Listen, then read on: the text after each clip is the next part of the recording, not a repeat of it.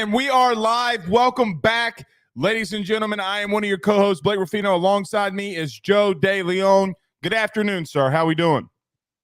I'm doing great. I'm excited to get into another list debate, and it seems like we're already getting a little heated on Twitter. We're also getting a little heated in the text thread. So I'm excited to dive into this one. We got offensive coordinators today, which should be pretty fun. I don't really hate your list. I don't hate it. I don't love it. Okay. I think that you're a homer. How am I a homer? I don't have a single. No one with Notre Dame ties on this Ludwig. list. He's not Notre Dame's offensive coordinator, but he could have been. He should have been. And I was aware of Andy Ludwig before he was connected to that opening. If anything, I would argue if I put Mike Denbrock on there, then that would have been more homerism in my favor because of his ties to Notre Dame. But I did not put him on there, so I can't be accused of homerism. Can I tell you something that is a pet peeve of mine? Yeah. A sports pet peeve of mine is so for example, okay, so Mike Denbrock is in mine. Yeah. And I feel as if I have to throw all the punches in the world to defend him when all I'm going to do tonight is just give you the statistics. I'm just going to give you exactly what he did and then make you have the determination that he's a top 5 OC in the league. Yeah. He's a top 5 OC in the league, in my opinion. And we'll get into that, and we'll get into all of these. I was surprised that you had Brian Grubb as high as you did, the Washington offensive coordinator. Again, as I'm going to continue to say on the show, I'm a Michael Penix Stan account. But nevertheless, Saban Grubb was the first guy that Saban interviewed for their opening for the OC. So he almost took that job. Yeah, he almost took that job, but how can you leave Michael Penix Jr.? And one guy that I think is too high on my list, but I had to put him up there, and a guy that I put too low on my end. I think it's going to be a really good debate. Yeah, no, I'm excited to get after it. I understand where there's some qualms with some of my placements here. By the way, I need to get the point out here. There was one person who was like, why isn't Brian Hartline on the list? He doesn't belong on the list. He's never called a play. Right. And then on top of that, and it's not even a matter of the semantics of is it an offensive play caller or an offensive coordinator. Yeah, if we were going offensive play caller, we would probably all go Josh Heupel, right? I mean, yes, and Lincoln Riley would be on there. Steve Sarkisian would be on there. It'd be a different list. No. Mm-mm. Come on, Sark deserves some recognition for being a great play caller. The only way that Sark gets on my list is when he can officially say, "We're back." Remove the head coaching aspect. Remove the head coaching aspect for a quick second. Was he not a good offensive coordinator at Alabama? Yeah, with the tree trunks that he had running on the outside in Tua. He still used those athletes effectively. Yeah. That's good coaching. Anyway, we do have a good show in store for you. We'll debate our top 5 list of offensive coordinators in the league. Hugh Freeze on the idea of playing opponents in spring. John, I'm really interested about that. Yeah. In South Carolina, your favorite head coach in the SEC, Shane Beamer, was asked a question today, and he gave the same exact answer that Hugh Freeze did. I'm really interested to find out if more coaches are going to want to do this. Because, look, Joe, you could pay an in-state school $150,000 to come over and scrimmage, if not more, and get some real good quality reps. Because let me tell you something that you and I have not talked about all offseason. Coaches really don't want to do a spring game anymore. They really don't. And it's not appalling. They want the practices. They don't want the game. They think the game is meaningless, which it, quite honestly, it is. It's kind of like a gimmick in a way where it's just a goofy little show. And we'll dive into this when we talk about those comments that were made by Hugh Freeze and then now by Beamer. I think it's an interesting thought. I know that it's not something that it hasn't been brought up before, but it could make the spring a little more fun. And the good point made by Hugh is that there's every level of football. There are exhibitions with other teams before the season starts. So why isn't it allowed in the NCAA level? And, you know, we can get into that. You know why? Because you have tune-up games in season. That's why. Yes. Yeah. So I'm gonna combat some of the things that they're saying, but I want to add on to it. So I don't disagree, but I also don't agree with him either. We'll talk about it as the show goes on. So everybody do us a favor, hit the like and share to all of those social media groups. You guys continue, as always, to dominate the numbers on Facebook. Continue to do that for us. If you're listening to us on YouTube, like, subscribe, notification bell, all of that stuff. Wherever you listen to podcasts, rate, review, and subscribe. We greatly appreciate you doing that. Joe, let's get to our quick break because last time we went a little too long on what we were talking about and didn't have enough time for our top 10. So let's do this. Let's talk about our good friends over at BetOnline. We get to our list next. BetOnline is the fastest and easiest way for you to wager on all of your favorite sports, contests, events with the first to market odds and lines. Find reviews for all the news for each league, including Major League Baseball, NFL, NBA, NHL, combat sports, college sports, esports, and even golf. BetOnline continues to be the top online resource for all of your sports information for live in-game betting, props, and futures. Head on over to BetOnline today and use your mobile device to join and make your first sports bet. Use our promo code BELIEVE50, that's BELIEVE50, BLEAV 50, to receive your 50% off welcome bonus on your first deposit. That's betonline.ag, betonline.ag.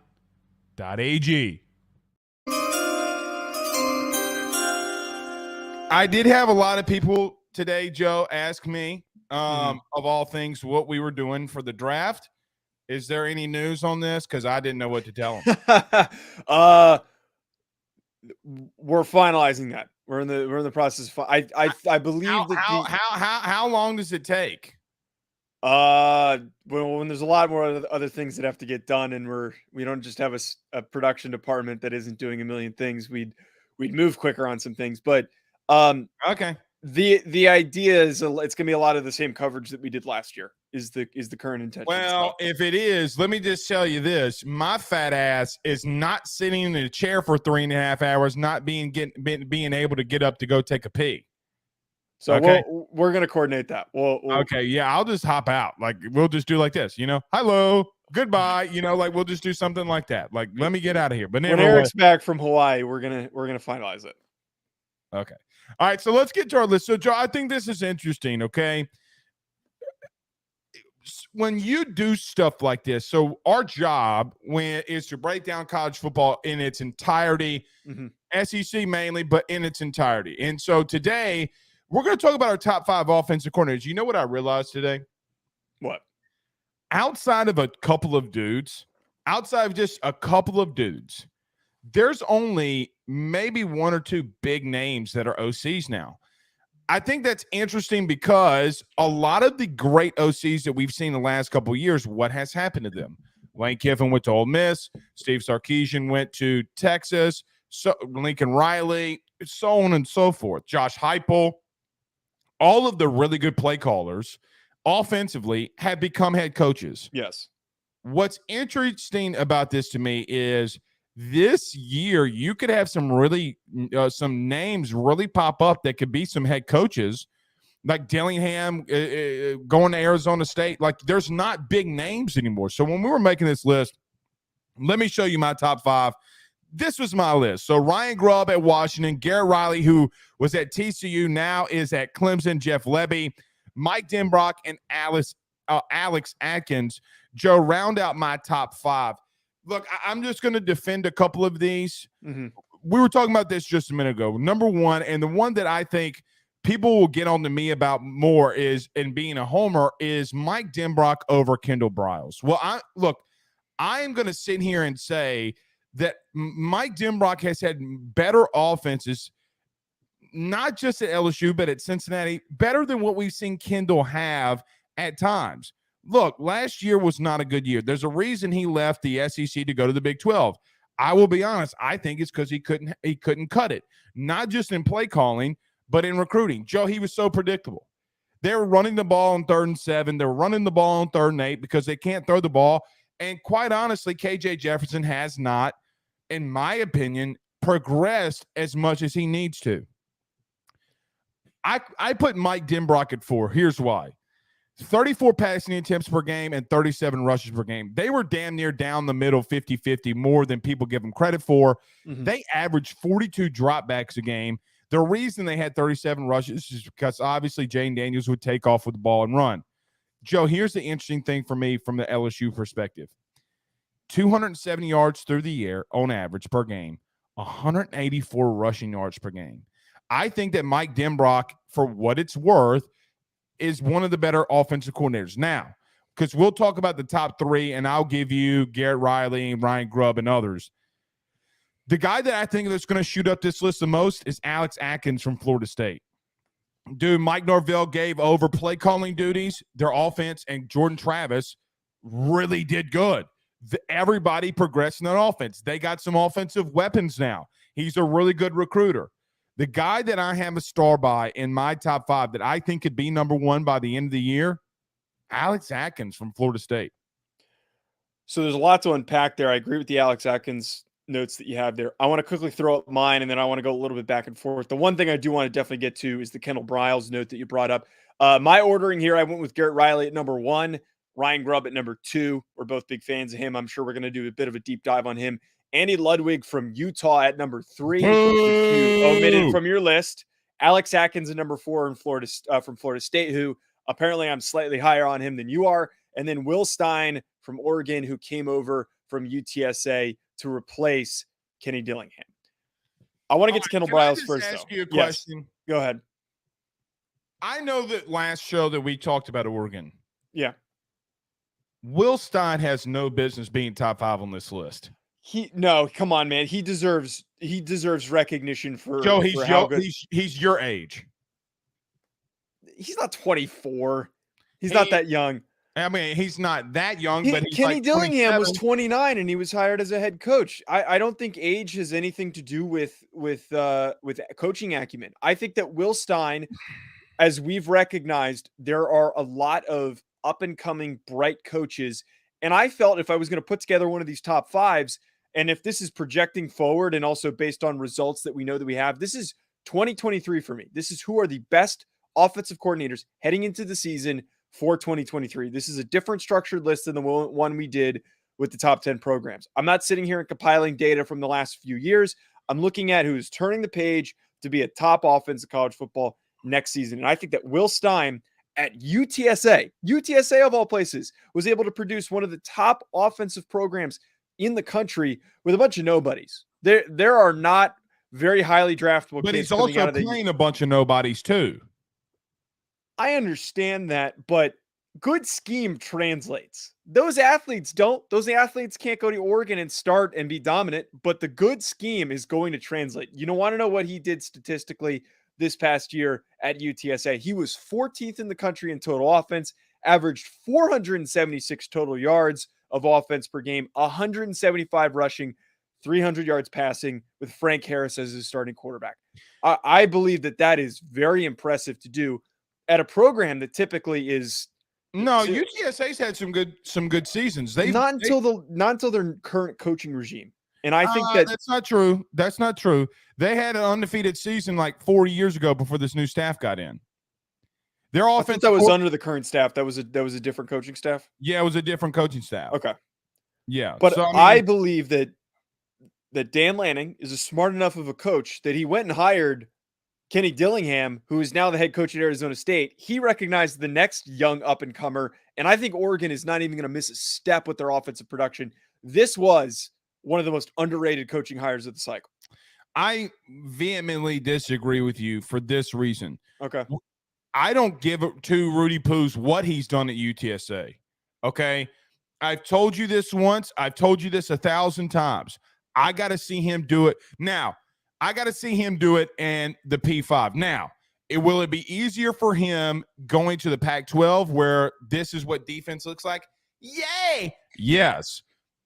Nevertheless, we don't know what he's going to be able to do with Bo Nix. We don't know what his offense is going to look like when he has to be more open to win football games. And here's the ultimate question.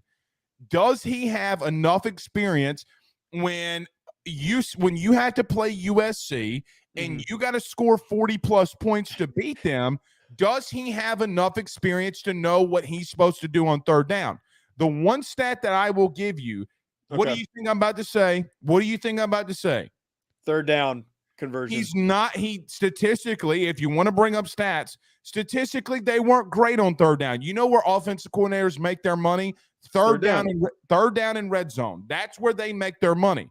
And if you don't have the experience of what to do in those situations, or have been around enough coaches that can, it's not as if, you know what, Joe, like if he was with a Steve Sarkisian before all this, and like he was with a Lane Kiffin before all this, I'd be like, yeah, okay, well, he's been with masterminds. He knows how they think. He knows how they roll.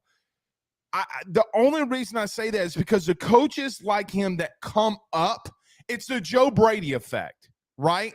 The Joe Brady effect is, let's go get the young hot guy and hire him because he might be the next Joe Brady. They're not all like that. And Joe Brady wasn't even the OC, and people forget that so many times. I'm not saying that he's not a good OC. Let me get that out of the way. I'm not saying he's not a good OC. I just don't know what he's done to deserve that, because here's Alex Atkins, Jeff Lebby, Mike Denbrock, Garrett Riley, and Ryan Grubb. All have been offensive coordinators at the Power 5 level, and all have had massive amounts of success. Will Stein is the biggest wild card to me of all of these teams that could make the playoff. He is by far the biggest wild card in all this. Oregon's biggest concern to me, what is the play calling going to look like offensively? And I understand the concern of him not having extensive experience. It's not that he doesn't have extensive experience, and sorry to interrupt you. It's that he doesn't have hardly any experience. I understand that. And I understand that it is a little bit of a hot take for me to throw him here at number 5. You think? But my reasoning is that I don't want to be including guys that are on the rise, guys like him that are on the rise. And I credit the fact that Dan Lanning is trusting him after having one of the best offensive coordinators in the country last year that is now a head coach, a young head coach. I trust that he is making this decision based on a level of confidence in him, because he could have hired internally. I think a lot of times when you lose a guy like Kenny Dillingham to a head coaching position, head coaches are wary and are more willing to hire internally because they don't want to look outside young guys that they're not used to. But I think that Will Stein is one of those people. And just because he coached UTSA does not mean that those results are not translatable. I'd understand if this was a head coaching position, there'd be concern of him not having the experience of touching and being at programs of the Power 5 level. But again, scheme wins. And the scheme that he ran at UTSA, scheme does not always win. You need a bull in a china shop that can run somebody the frick over. If you've got the right scheme, you produce yards, you win football games. I'm not worried about how he's going to do against Alex Grinch. I'm not. What good defensive coordinators are there in the Pac-12? I'm not worried about him doing stuff against Alex Grinch. What I'm worried about is, can he produce an offense that scores 40 points a game? Because the truth is, he's going to have to score that many points in this league to win. They were that productive at UTSA. And look, here's the other thing that Joe, at UTSA, I'm willing to give credit to the lower levels of football. You are, and you're naive in doing that. Look, I'm not naive in doing that. I'm not. If he was still at UTSA, he wouldn't be on this list. Oh, so because he's at Oregon, that the players don't matter necessarily if you're going to talk about scheme.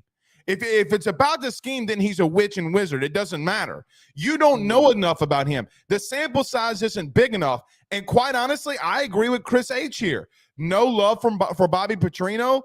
I would put Bobby P over Will Stein. At least he's got skins on the wall. It's a fair point. That's a fair point to bring up Bobby Petrino. I will. I'm telling you right now, the reason why I put this guy on my list, by the end of the season, our tune is going to be completely changed. It's going to be completely changed. What top 5 do you hate of mine the most, and why is it Mike Denbrock? I don't hate the placement of Mike Denbrock. I was expecting him to be a lot higher than Yeah, I honestly think that Jeff Lebby's a little bit overrated in my opinion. I don't know if I really fully get the Okay. Jeff Lebby hype. I feel as though where he's been is kind of the converse of what you just gave me for Will Stein. He is very heavily carried by his history and where he's been and the programs he's been a part of. I don't I disagree. wasn't I excited. don't disagree with that. I wasn't excited at all last year by what he did at Oklahoma. It was very up and down. It was very inconsistent. Well, to his credit, or to what's the word I'm looking for here? Because I don't want to say stick up for him, Bud. I mean, if we're gonna talk about like Venable, like the whole sourcing thing that everybody was talking about was Venable's meddling in the offense. So if he's meddling in the offense, and that's what Oklahoma people are saying, then how am I supposed to translate that into Jeff Lebby not being a good OC? Here's the thing with Jeff Lebby is I think that offensively they're going to be fine. I really do. I think that they'll be fine. Defense is where I worry about for them. It's not offensively. I don't worry about them Really? offensively at all. He's been under Heupel. He's called plays for Heupel. And here's the thing. This is how you know a dude's a witch or a wizard, okay? Josh Heupel and Lane Kiffin gave him play calling duties over themselves. Both of them. That screams to me that this dude knows exactly what he's doing. If Lane Kiffin, of all people, and Josh Heupel, of all people, are going to sit here and tell me that they're going to give over play calling duties to Jeff Lebby, who am I to say that he's not a top 5 OC? I mean, I totally get that. I mean, that confidence from those offensive minded coaches is definitely very promising. But I push back a little bit on your notion of being more concerned with Venable's defense rather than Lebby's offense, because last year the better athletes were on the offensive side of the football. They've got Anton Harrison, who's a top 75 pick in this year's draft, and Dylan Gabriel was a highly recruited kid from UCF in the portal. Marvin Mims is a very talented receiver. Their inconsistencies on offense, and I know that there were rumors of meddling, but they were ripped apart on defense. And I look at what they did in the portal. Them getting guys like Deshaun McCullough in the portal is very, very critical for The them only taking time that next step Oklahoma is going defensively. to play defense is the time that I actually see it. I don't know, man. I think that if this Dude, team they've wins gone football through- games, it's going to be on the defensive side of the ball. I disagree because you've had Bob Stoops, you've had Lincoln Riley, and now you have Brent Venables. You know what the only constant thing with Oklahoma has been? What? Their defense sucks. That's why they have a defensive-minded head coach now. They had Bob Stoops. Well, I'm saying that now. I'm saying that now that Venables is the head coach, that it's a transition from Riley, that they're going back to that. I just think Jeff Lebby's a witch. The play calling that he does, I've seen him do it in the SEC. Joe, here's the thing. I've seen him do it in the SEC. I've seen him literally give Saban fits. I've seen him go against Georgia. I've seen him go against these teams. I've seen him when he's at UCF. I've seen him when he's done things to some of the best defensive minds that we've ever seen. And they say, so it is as an example. Okay. Some people thought that this wasn't going to ever happen. So I don't even know why I should say it, because it's going to get taken out of context. That Alabama and Nick Saban was going after Jeff Lebby. Now, the problem with that is Jeff is an Oklahoma guy. He's not going to leave his home, and I get that. But you have so many dudes thinking that he's a good offensive coordinator. He's not that good of a BSer. He's just a wizard. So Oklahoma as a whole was bad just as a team. I don't put that on Jeff Lebby. Okay. I put that more on Brent Venables. And I will be honest, outside of the Texas game, they couldn't stop a bloody nose if they wanted to. The only way that they were able to win 6 games is because they were having to score 40-plus points a game. Yes. By the way, Dylan Gabriel missed parts of the season due to injury. Yes. Right? He had a couple of concussions or whatever it was that he had. He had to go out there with this is what he had. He had a can of dip and a wrench or a screwdriver, and he had to go out there and make something happen. And they still were putting up 40 points. At one point, they had a walk-on offensive lineman playing. And I'm like, what? So I'm all right with Jeff Lebby. Now, okay. Could he be put at 5 and you switch him with Alex Atkins? I don't mind that. I think that I want to talk about this. I think that Alex Atkins is not acknowledged enough in the college football landscape for how good of an offense coordinator he is. I mean, for the results that they had last year, to step up the way that they did last season, I think is really telling to his offensive development as a play caller, as an offensive coordinator, just as an offensive coach. Right. Florida State is who they are, is not because of Mike Norvell solely. I give a lot of credit to Alex Atkins, and is continually one of the more forgotten coaches in this discussion. I agree. And look, for what it's worth, I'm going to get so ripped alive for saying this. If I'm a team that has Alabama on the schedule and has Florida State on that same schedule, I'm more worried about Florida State because of Alex Atkins. They returned Jordan Travis. Jordan Travis took a massive leap forward under Atkins in that offense. Their offensive line got better. They run the ball effectively. They got playmakers on the outside. He got what's your boy from the tight end from South Carolina? Jaheim Bell. Jaheim Bell. Dude, they might be. I'm telling you right now, Alex Atkins single-handedly, like Mike Norvell should get on his knees and pray to the good Lord above that Alex Atkins is at Florida State. What he's done with a team of nobodies and transformed a bunch of 3-stars, and Joe, they're going to be a top 5 team preseason. And do they deserve that? I think that they do deserve that. I'm not saying that they don't.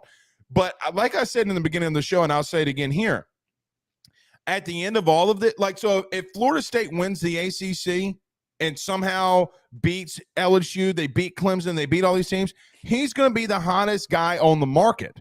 And I think I have him too low. I think 5's too low. But at the same time,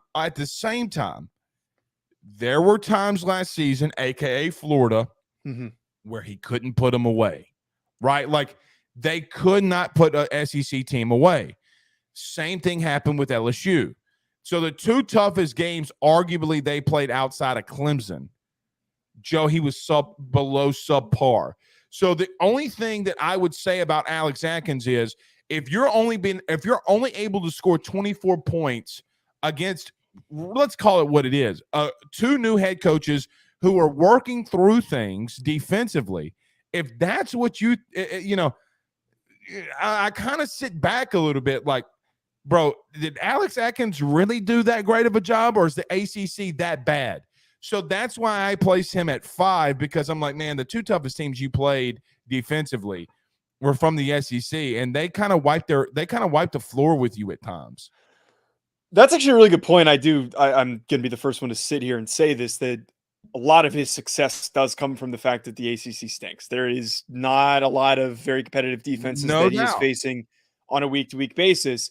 And a lot of their weaker games were against the best opponents on the schedule. But what is always really telling to me of a good offensive coordinator is what happens in the portal. If a guy's been established and he's been there, who does he attract? And you just mentioned a laundry list of guys that they have attracted. And then on top of that, the biggest aspect of this, attracting Jordan Travis to return to come play for one more season because he was so satisfied. I don't think he had a choice. He could have declared. He wouldn't have gone very high, but he could have declared, or he could have gone in the portal. My point here is that to have all that, to bring all that back, to bring all that in, means that there's confidence by the guys that were playing in the offense, and then outside onlookers saying that I want to be a part of that. That, like, Jaheim Bell, adding him into the mix is going to be really fun for a creative guy like Atkins to get him into the mix.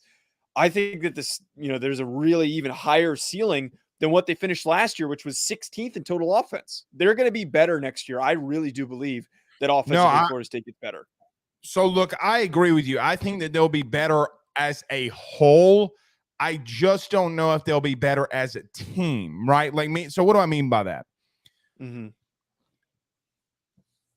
They lost a couple of running backs. They lost an offensive lineman. I think they get better there. I think they're going to be a really good team. Defensively, they're going to be really good. I think that their strength, Florida State's strength, defensively, Defensive line, too, especially. They have the best 1-2 punch in Jared Verse and the big white Braden Fisk. Braden Fisk. Okay. There you go. So if you got Fisk and Verse on the outside, one inside, one outside, that is deadly. I got to see him do it against SEC teams again before I'm going to crown him of anything. I do want to get to this. I'm gonna push back on you really quickly on your list. So your list, before we get this pregame thing, you had Garrett Riley at number 1. Defend it. What he did last year, and I know you're going to say this, he was in the Big 12. What he did last year, and it's the argument that gets brought up all the time with these great coordinators. What do they do with, a bunch of scraps, a couple of screws? What can they build together? Max Duggan wasn't even the starting quarterback at the beginning of the year. I agree with Quentin you. Johnston was an enigma. Quentin Johnston was this guy's got talent, but who the heck is he? I agree with you. There were a bunch of nobodies in this receiver room. Kendrick Miller was somebody who wasn't even really talked about because Zach Evans was there. For him to take all of these, I'm going to be honest, at the time, directionless misfits in a way, to bring them together as a cohesive unit and to turn them into one of the most productive offenses in the country, to get your team to the national championship, their success, a lot of it goes to Garrett Riley. And I think the massive part to me, he is one of the few coaches in college football that, I'll watch games consistently, and you're just like, how is that guy so wide open? He is one of the best coaches at scheming people open. You can be a good play caller and know situationally what to call, but if your scheme is strong enough offensively that you know how to find those lapses in a defense and to create space and to put your athletes in space, to put a guy like Quentin Johnston in space to make big, massive plays, long touchdowns, to set up Kendrick Miller for long rushes, even though he's not a fast guy, that to me is extremely impressive. And I've said this on the show, and I'm going to keep saying the whole offseason, him at Clemson with Cade Klubnik, he's going to explode. He will be a head coach the following year based on the results that he produces this upcoming season.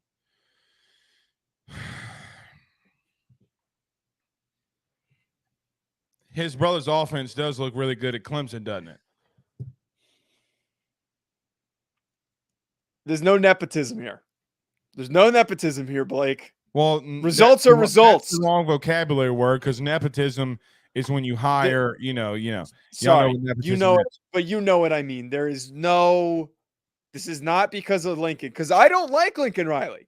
I've said this on this show. I've established this. I am not. It doesn't matter if you like him or don't like him. He's a good offensive play caller, and it's his playbook that his brothers had at TCU. Results are results. What were his results like against Georgia?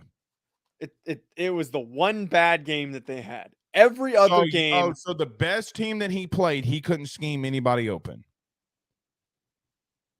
That was more. Wait. No. That was more of a mismatch of athletes than that was anything to go. Quentin Johnston's supposed to be a first-round pick, is he not? He got his ass kicked. Okay, well maybe he's not first-round pick worthy. Or it's a question I ask myself every single day. Or his OC might not be that good. Now, I have enough games of results to know that he is a good offensive coordinator. I am not going to detract from that. I'm not going to detract because of one bad game. Everyone has bad games. Not that bad. It was not showing up as effectively prepared as he could, but the fact that there was such an athletic mismatch is what led to the result.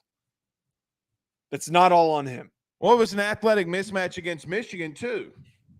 He folded. But he showed it. I think it's of my opinion that the Riley brothers fold under pressure. I push back on that because the way that he showed up against Michigan, a game that he was supposed to get blown out in. You know who else falls under pressure? Harbaugh. Michigan. Yeah. He still showed up in a game where he was supposed to get blown out, and that was probably one of his best called games. 60 points he wasn't. Again, you can't. All right. So Yes. I've been poo-pooing on your guy. Yeah. I agree with you on a couple things. Yeah. I think that he has the knowledge. Okay. Look, what he did to Max Duggan and for Max Duggan's career, I agree with you. 1000% just next world. Okay. I also agree with you that I think that he can do some good. He's going to do really good at Clemson. I think that if he puts a good thing, a couple of good games together, good season together, if Clemson gets to the playoff, Clemson's got an issue on their hands because somebody's going to want to poach him, especially due to his last name. That just, it is what it is. Same with Lane Kiffin. If Lane Kiffin wasn't Lane Kiffin, if he was Lane Smith, nobody would really probably give a damn. It's just the truth, right? He's still a good play caller, meaning Lane. I just don't like what he looked like against Georgia. I don't like it. And the only reason I put him at 2 myself was because he coached them to a national title. I think he led them there more than Sonny Dykes did. Okay. I think he deserves credit. I could honestly see him being out of this list next year. I can also see him being a head coach. There's no real middle ground for me. I don't think he's a middle ground guy. You really think that with everything that he did last year, stepping into a situation at Clemson, the toughest teams they played outside of Michigan, he folded. But he's not going to be playing. He's not going to be playing significantly. He's not playing Kansas State. The ACC teams he's going to be facing are not going to be. Let's go. All right, well, then let's go through play calling. He got his quarterback killed. He got his quarterback killed against Kansas State. You know that, and I know that. We talked about that ad nauseum. Quinn Johnson was hurt that game, though, wasn't he? I mean, he got nicked up, but he came back. I mean, it's not like it was banged up playing in that game. So, like, his best receiver wasn't really available to him. With all due respect, so is everybody else. So is everybody else. Starting quarterbacks go out against Georgia. Backup quarterback comes in. You scheme open, a.k.a. Mike Denbrock, 30 points against Georgia, which you said was a knockout, even though that there were 14 points. They had a ball in the 20. They were about to get into a 7-point window, even though you don't remember that Rudy Poo of a stat. Okay. Nevertheless, Joe, he did not – Kirby wiped his ass like a baby did, like it was his baby. He disciplined him like it was his baby. But I just don't agree with offensive coordinator outside of Ryan Grubb on this list. Yeah. Jeff Lebby, Mike Denbrock, and Alex Atkins. Their toughest opponents, they performed. The 2-point play call that Mike Denbrock had against Alabama for the win. Jeff Lebby, when he was at Ole Miss against Alabama, putting them on the ropes the year in 2020 when they're about to win a national championship. They're a touchdown away of beating Alabama. That was more on Lane Kiffin because of his stupidity. Alex Atkins, what the things that he's doing at Florida State that we just mentioned. You know what the one guy on this list is offensive coordinator that struggled against the best teams that he's coached against? Garrett Riley. Didn't Jeff Lebby get smoked by Texas this year? Am I misremembering what that score was? With a walk-on quarterback now. Wait, was it not walk on with a backup freshman quarterback now, with 2 offensive linemen out? Oh, okay, but like we that still doesn't really support your. But, I don't know if I can give Lebby full credit for. Here's a wash. Then you ready for a wash? Yeah. Then explain Ole Miss. What do you mean by like his results at Ole Miss? Explain him putting up 50 plus against Alabama. It had never been done. In Nick Saban's career, no team on planet Earth had put up 50 against Nick. Nobody, ever. Lebby did. Again, I get that. I still think that we can't detract from what Garrett Riley did this past season. And I think that the way that they played against Kansas State, homer. No. I feel like you are you moan when you think of TCU. Discrediting the way that they performed against Kansas State. You act like they got their ass kicked. Max. A bad call is what prevented them from winning that game. Kendry Miller crossed the line of scrimmage, and you know it. Who? Kendry Miller crossed the line of scrimmage. No, was it not Kendry Miller who had the ball? I don't think it was him. I think it was Kendrick, or was it the backup running back? It doesn't give a Rudy Poo who crossed what lines. At the end of the day, against Kansas State, when he had to get a tutty, he got his quarterback killed. You know it. I know it. Max Duggan knows it. Jesus Christ knows it. Satan knows it. Everybody knows it. The only one that doesn't seem to know it is you. Stepping into a conference that is equal, that is crap. I just think to make the statement of there's no middle ground, he's going to be back on this list if he doesn't take a head coaching job. He's going to be. He's going to produce great. Because I feel like it.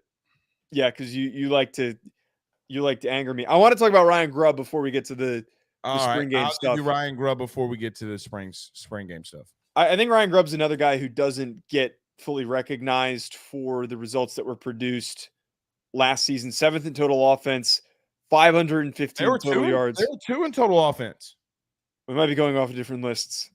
Maybe I'm going. This is from the NCAA. Are you basing that on yardage or points per game? I don't know. Points per game is not that. It's total offense, yards, everything, yards, touchdown, all of it. I'm going off of Football Reference was how they had them listed as 7th. But besides the point, top 10 offense, one of the best. They were the number 7 scoring offense. Maybe that's the difference of what I'm going. Yeah, they were the number 7 scoring offense in the country, 39.7 points per game. They were anyway. Continue, but we're fighting over semantics. Yes, continue. And also something that we agree over too. Right. What they did with Michael Penix, who was a complete cast-off, a complete and utter cast-off from Indiana. I don't think anyone had him on their radar because he stunk at Indiana. He was terrible at Indiana. He was not good at Indiana. Hold on. Don't say everybody. You didn't think that Michael Penix was good at Indiana. Did you actually?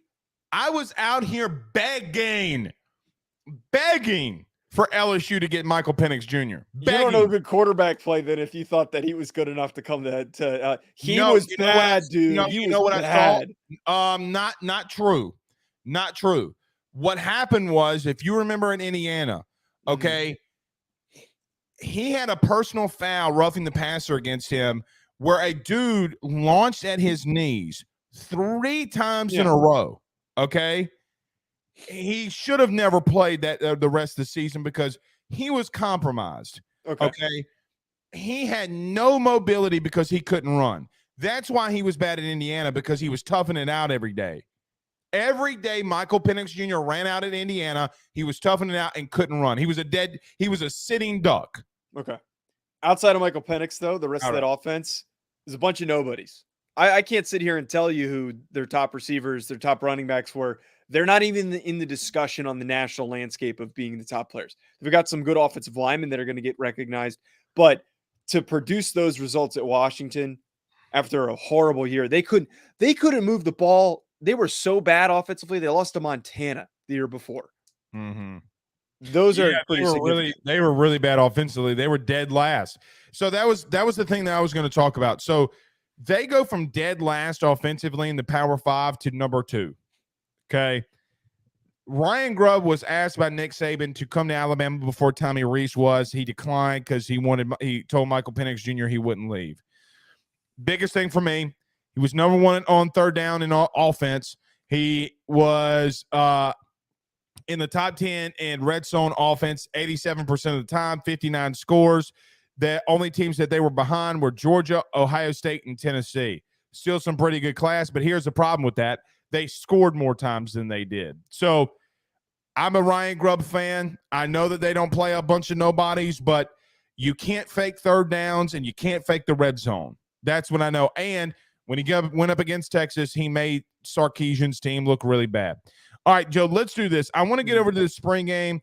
So in case you missed it, Hugh Freeze came out the other day and talked about like preseason NFL games for spring games.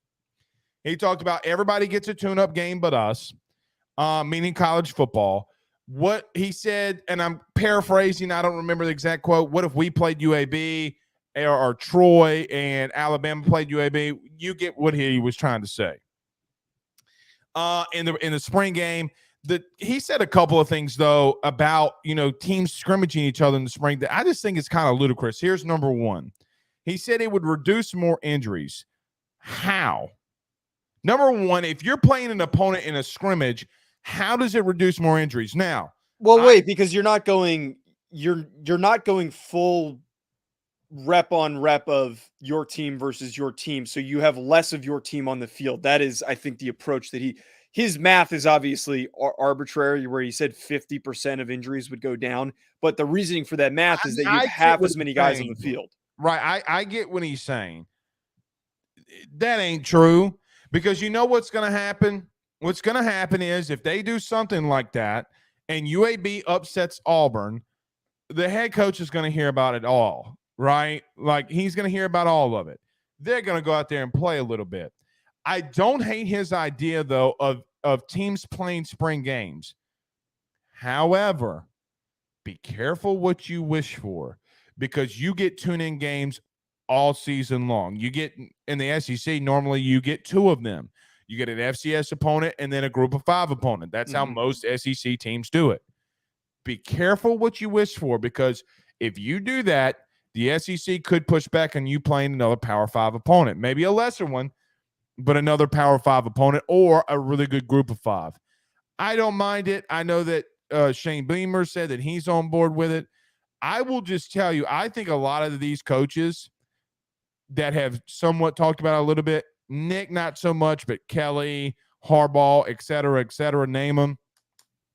They just want to get out of spring without any injuries. They want to get the practice reps, and they want to get out of there. They want their kids to learn the verbiage and get out of there. In reference to playing a game, I don't think that they want to do that. Now, here's just what I believe they should do before I get it to you. If teams want to do it, let them. If teams don't, so what? I don't even fully understand, like, what is preventing this from happening. Do they need a go-ahead from the NCAA? Like, what do we need for this to happen? They would probably need so if you remember when teams started practicing against one another, the NFL had to allow that to happen. Yes. Right? I would think that they would need some kind of approval from the NCAA, right? Like I assume that. Because there's only so many days you can be with the guys. There's only so many hours you can be around them. I'm sure needs to be some legislation changed. But other than that, I mean, there's nothing really stopping them. I mean, they could do it. Right. I really do think that this is a good idea because, us as former players, what spring ball was for is what you just mentioned, is acclimation to verbiage, acclimation to plays, getting yourself just primed and ready for the season ahead of the season after you've done all of your winter conditioning. I think that it just gets, after a certain point, after a certain amount of weeks, facing off with one another every single day, you can only get so much better. Like, you need to get some different guys into the mix. And I think that the other added aspect of this is those smaller programs playing the bigger programs. The major benefit for them is that allowing your best athletes to get showcased. Like, a lot of times, good example here is when the University of Rhode Island played Virginia Tech. When I was there, we had two of our top receivers had really good games, and one kid got drafted because of the way that he played against Virginia Tech's best corner. He got drafted in the 5th round. Those types of matchups, to have scouts there, maybe to check out, to see how things are looking, it's beneficial for both sides. This is something that needs to happen. Mean this disrespectfully to Rhode Island, though. That's also a tune-up game. It is a tune-up game, so it's the same difference. It's just we're doing it in the spring. I don't like it during spring, Joe. I'll be honest. I don't like it. Because nobody's doing that during the spring. Like, what do NFL teams do? They go through OTAs, they go through mini camps. We're not even at the draft yet. If you're going to do it in the summer, do it in the fall. I don't like the idea of doing it. You can go one scrimmage game. You can go one scrimmage game. I think they play enough games and that they're going to be playing even more once the playoff expands. Like, I don't think we need with all due respect, football, okay, and college athletics. Now it's going to expand in 2024. We all know that. By a ratio. Now it's the most physical sport. I get that. Has it really, really affected the NFL expanding everything? Has it affected college baseball? Has it affected college women's basketball? Has it affected college men's basketball? No. No, not really. It hasn't hurt them. I would make the argument it's made them better for practicing against a team when it's that much closer to the season. I get where you're saying this. I just believe that to have that in the spring as well is beneficial. Because like, Joe, what's as the an harm in offensive doing it? lineman, you look. I'm going to say this is going to sound horrible. Uh-huh. You and the defensive lineman for your team know, like, hey, bro, need a, Well, that's why coaches don't want more of that. They don't want any brother-in-lawing. They don't want that kind of stuff. They want you to go full speed with someone who has nothing to lose. But that's not what spring's for, though. Spring is a 9 times out of 10 just to learn and be out there and get the reps. Like, I don't hate it. I just also don't love it. Well, okay, here's a just like a counter layer to this. The NFL is not a good comparison because they start up in the summer when they start playing preseason games. But high school football across the country, especially in places like Texas, spring ball, they play opponents. And there's I don't know how your high school went, but we didn't have it. We didn't have it in New Jersey. Oh, we didn't do the spring weather. Because of the weather, and then also that it's just a very prominent baseball and lacrosse state that you're not going to take time. Joe, I never played a spring game. Neither did I. But I know that it's prominent and big in certain states, especially Texas. It is. I mean, it's massive in Louisiana. It's massive in the South. But I'm technically 2.5. I'm a 2.5 sport athlete. Don't ask me the other half. I can't tell you. The other half? I can't tell you. I just said I couldn't tell you. I'm a 2-sport athlete. And the team that I played on, we were good enough in the other sport in baseball to go somewhere. Joe, we were playing for, competing for state championships. I'm not worried about spring football. I'm worried about winning a championship. That's besides the point, though. My point is that when they do play other opponents and they do spring ball and they do have a spring game, there's no negative to it. There's no negative to it. I think there's a lot of positives. Also, there's not any negative to it. There's not, other than injury. Another piece I would just like to add to this too, an indirect impact for bigger programs.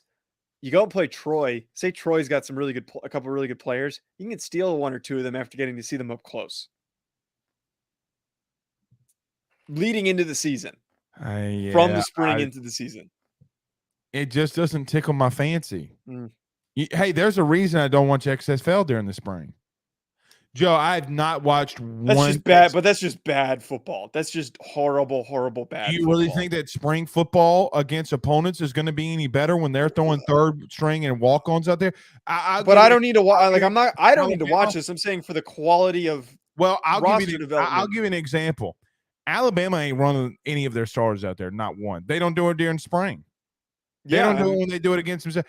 What the young guys develop. I remember. I don't. What would happen though if Alabama's or LSU or Notre Dame's second string beat the dog shit out of like a UAB? How funny would that be? Well, that's what I want to see. I know back in the day, there even used to be more ways for the younger guys to develop. Like there used to be freshman teams. Like this is another way of getting those younger guys more shots. This isn't for the starters. This isn't for the upperclassmen, the guys going to the NFL draft. It's let's see how the backup younger guys do, the young, talented 5-stars.